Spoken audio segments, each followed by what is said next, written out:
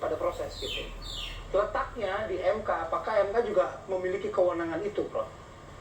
Saya kira gini ya, kita tak aja sih pada undang-undang ya. Undang-undang pemilu mengatakan bahwa sengketa proses pelanggaran pemilu itu dibahas di Bawaslu, diperiksa di Bawaslu. Itu pasal 47, ya kan? Kemudian terkait dengan sengketa hasil perolehan suara itu di MK. Ya, ini ada filosofinya kenapa sampai di ujung di MK suara. Karena suara yang diberikan di dalam pemilu itu adalah refleksi dari kedaulatan rakyat. Pemilu itu adalah refleksi kedaulatan rakyat. Dan yang menentukan itu rakyat. Jadi rakyat ini setiap 5 tahun, dia memberikan kontrak kepada siapa yang dia mau pilih untuk memimpin 5 tahun ke depan. Itu ajasnya. Dan suara ini sangat berharga, ya kan? Suara ini sangat fundamental sekali. Karena itu diuji di MK. Diuji konstitusionalitasnya. Ya. Tidak bisa misalnya kita menafikan, ya, tidak bisa kita mengelakkan eksistensi orang yang memperoleh suara.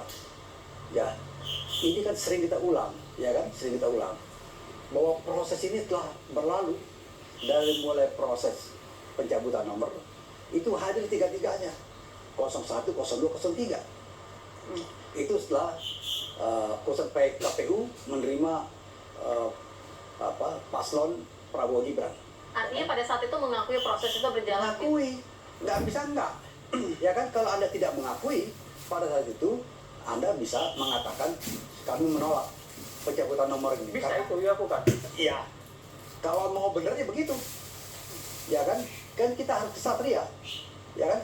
Oh, kami nggak mau ikut. Tapi kalau dari hukumnya sebenarnya bisa, tidak akan kena. Seketika dia bisa bilang, dan kemudian begini, penetapan Gibran sebagai cawapres ya, calon wakil presiden itu memenuhi standar berperkara di MK. Jadi siapapun juga punya kepentingan, baik langsung maupun tidak langsung, atau saya misalnya sebagai pendukung, ya bisa mengajukan untuk menerobos keterbatasan itu. Banyak putusan-putusan MK, misalnya orang yang pernah jadi narapidana, ya Undang-Undang 32 tahun 2004 membatasi, nggak boleh yang pernah jadi narapidana. Kemudian mereka yang pernah jadi narapidana mengajukan permohonan.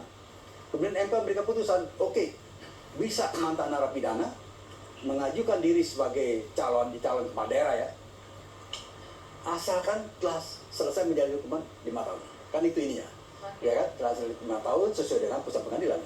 Ya, kayak gitu. Kemudian yang kedua, juga tentang masa jabatan kepala daerah. Ini diuji nih, orang nih pernah, saya menjadi wakil, naik menjadi bupati, ya kepala daerah. Kenapa? Karena ada proses yang harus dilalui.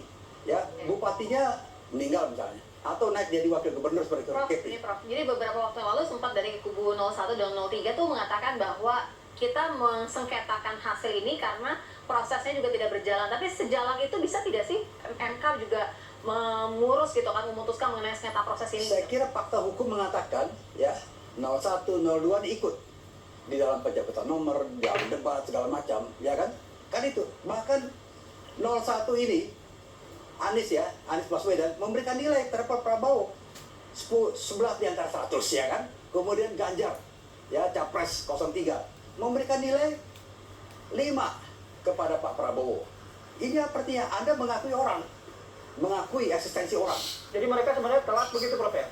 Bukan telat, saya kira salah. Oke, salah. Keliru. Ya, Keliru. Boleh, jadi begini. Ini memang luar biasa. 02 bisa